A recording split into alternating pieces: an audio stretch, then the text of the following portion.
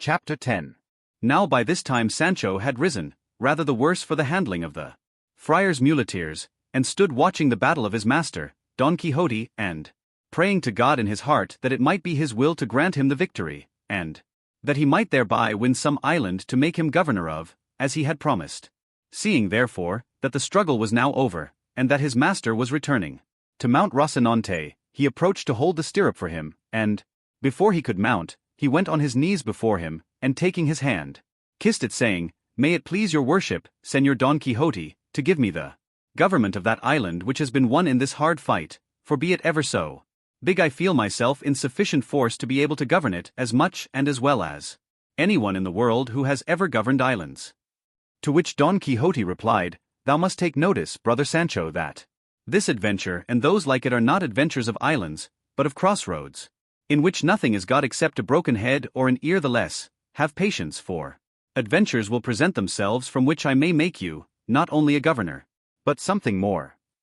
Sancho gave him many thanks, and again kissing his hand and the skirt of his hauberk, helped him to mount Rocinante, and mounting his ass himself proceeded to follow his master, who at a brisk pace, without taking leave or saying anything further to the ladies belonging to the coach, turned into a wood that was hard by. Sancho followed him at his ass's best trot, but Rocinante stepped out so that, seeing himself left behind, he was forced to call to his master to wait for him. Don Quixote did so, reining in Rocinante until his weary squire came up, who on reaching him said, "It seems to me, señor, it would be prudent in us to go and take refuge in some church, for, seeing how mauled he with whom you fought has been left, it will be no wonder if they give information of the affair to the Holy Brotherhood and arrest us, and faith if they do before we come out of jail we shall have to sweat for it."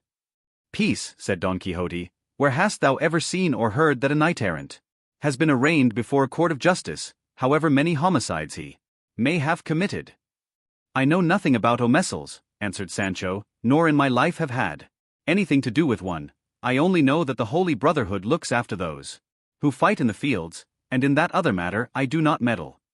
"Then thou needst have no uneasiness, my friend," said Don Quixote, "for I will deliver thee out of the hands of the Chaldeans, much more out of those of the Brotherhood. But tell me, as thou livest, hast thou seen a more valiant knight than I in all the known world? Hast thou read in history of any who has or had higher mettle in attack, more spirit in maintaining it, more dexterity in wounding or skill in overthrowing?"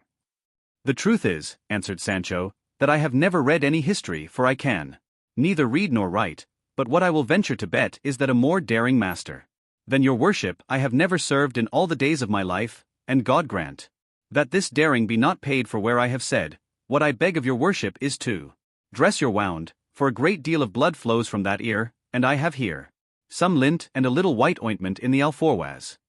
"All that might be well dispensed with," said Don Quixote, "if I had remembered to make a vial of the balsam of Fierabras, for time and medicine are saved by one single drop." "What vial and what balsam is that?" said Sancho Panza. "It is a balsam," answered Don Quixote, "the receipt of which I have in my memory, with which one need have no fear of death, or dread dying of any wound, and so when I make it and give it to thee thou hast nothing to do when in some battle thou sayest they have cut me in half through the middle of the body, as is wont to happen frequently, but neatly and with great nicety, ere the blood congeal, to place that portion of the body which shall have fallen to the ground upon the other half which remains in the saddle, taking care to fit it on evenly and exactly. Then thou shalt give me to drink but 2 drops of the balsam I have mentioned, and thou shalt see me become sounder than an apple." "If that be so," said Panza, "I renounce henceforth the government of the promised island, and desire nothing more in payment of my many and faithful services than that your worship give me the receipt of this supreme liquor, for I am persuaded it will be worth more than 2 reals an ounce anywhere, and I want no more to pass the rest of my life in ease and honor, but it remains to be told if it costs much to make it." "With less than 3 reals, 6 quarts of it may be made," said Don Quixote. "Sinner that I am," said Sancho, "then why does your worship put off making it and teaching it to me?" "Peace, friend," answered Don Quixote, "greater secrets I mean to teach thee, and greater favors to bestow upon thee, and for the present let us see to the dressing, for my ear pains me more than I could wish." Sancho took out some lint and ointment from the alforjas, but when Don Quixote came to see his helmet shattered, he was like to lose his senses, and clapping his hand upon his sword and raising his eyes to heaven, he said, I swear by the Creator of all things and the four Gospels in their fullest extent, to do as the great Marquis of Mantua did when he swore to avenge the death of his nephew Baldwin. And that was not to eat bread from a tablecloth, nor embrace his wife, and other points which, though I cannot now call them to mind, I here grant as expressed, until I take complete vengeance upon him who has committed such an offense against me.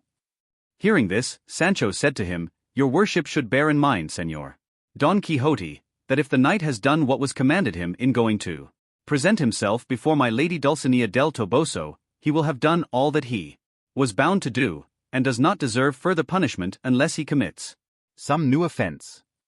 Thou hast said well and hit the point, answered Don Quixote, and so I recall the oath in so far as relates to taking fresh vengeance on him, but I make and confirm it anew to lead the life I have said until such time as I take by force from some knight another helmet such as this and as good, and think not, Sancho, that I am raising smoke with straw in doing so, for I have one to imitate in the matter, since the very same thing to a hair happened in the case of Mambrino's helmet, which cost sacripant so dear.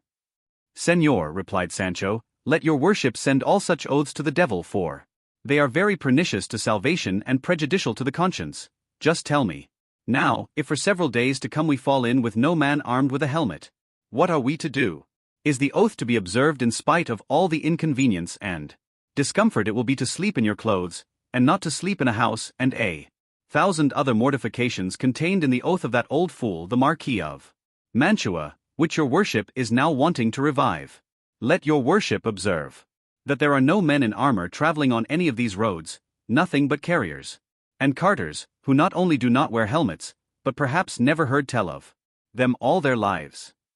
Thou art wrong there, said Don Quixote, for we shall not have been above 2 hours among these crossroads before we see more men in armor than came to Albraca to win the fair Angelica.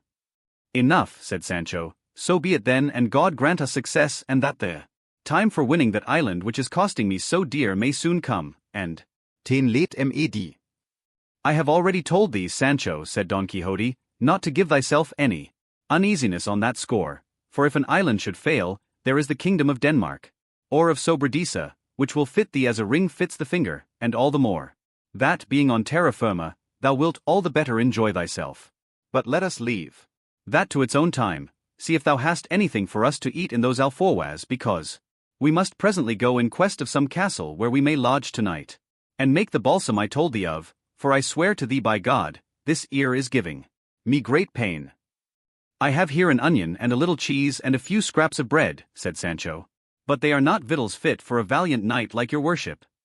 How little thou knowest about it, answered Don Quixote. I would have thee to know, Sancho, that it is the glory of knights errant to go without eating for a month, and even when they do eat, that it should be of what comes first to hand. And this would have been clear to thee hadst thou read as many histories as I have, for, though they are very many, among them all I have found no mention made of knights errant eating, unless by accident or at some sumptuous banquets prepared for them, and the rest of the time they passed in dalliance. And though it is plain they could not do without eating and performing all the other natural functions, because in fact they were men like ourselves, it is plain too that wandering, as they did the most part of their lives through woods and wilds and without a cook, their most usual fare would be rustic viands such as those thou now offer me, so that, friend Sancho, let not that distress thee which pleases me, and do not seek to make a new world or pervert knight-errantry.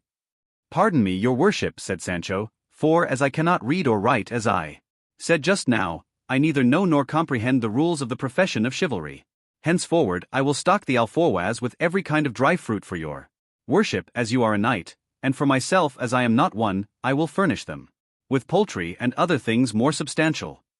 I do not say, Sancho, replied Don Quixote, that it is imperative on knights-errant not to eat anything else but the fruits thou speakest of, only that their more usual diet must be those, and certain herbs they found in the fields which they knew, and I know too. A good thing it is, answered Sancho, to know those herbs, for to my thinking, it will be needful some day to put that knowledge into practice.